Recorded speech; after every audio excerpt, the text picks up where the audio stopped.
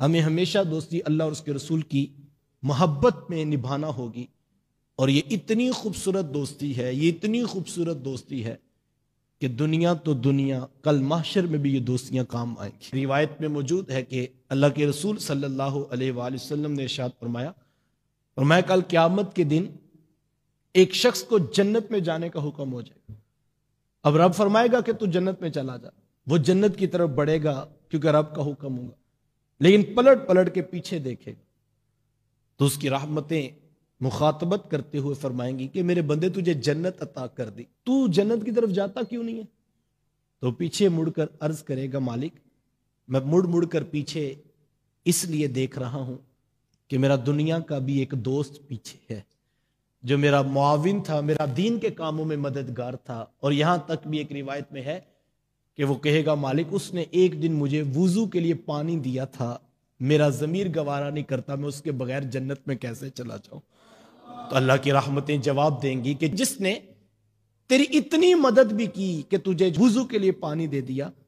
تو اس کی بھی انگلی پکڑ اور اس کو جنت میں ساتھ لے جا. جب ہماری بنیاد یہ ہے کہ ہم اللہ اور اس کے رسول کی خاطر پیار کرتے ہیں تو پھر ہم اس تصور کو اپنی روح میں اتار لیں کہ ہم جو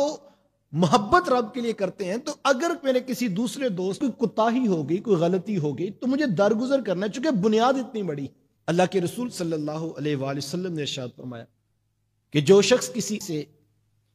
محض اللہ کے لیے محبت رکھتا ہے، کوئی دنیاوی غرض نہیں ہے، کوئی مالی منفعت اس کا مقصود نہیں ہے، اللہ کے رسول صلی اللہ علیہ وآلہ وسلم نے فرمایا کل قیامت کے دن اللہ ان دونوں کو جنت عطا کرے گا جن کی بنیاد اللہ اور اس کے رسول کی محبت تھی. آگے کسی نے یہ سوال کر دیا کہ حضور ان کی دوستی کی بنیاد تو اللہ اور اس کا رسول تھا،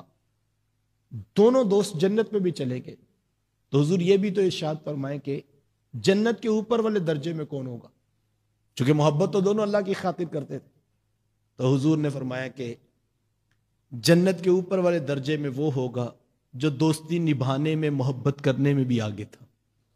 جو قربانی دے رہا تھا نا اللہ اور اس کے رسول کی خاطر. تو حضور فرماتے ہیں کہ وہ جنت میں بھی اوپر ہوگا. تو مجھے اور آپ کو دوستی بھی کرنی ہے، دوستی نبھانی بھی ہے، اور پھر آگے بڑھ کے نبھانی تاکہ ہم جو ہے وہ جنتوں کے حقدار بن جائیں. اور ایک روایت میں ہے کہ کل قیامت کے دن جب کوئی سایہ نہیں ہوگا، جب لوگ پسینے میں شرابور ہوں گے، کوئی ٹخنوں تک، کوئی گھٹنوں تک، کوئی گردن تک، لیکن چند لوگ جن کی بنیاد اللہ اور اس کے رسول کی محبت تھی، میرے حضور فرماتے ہیں کہ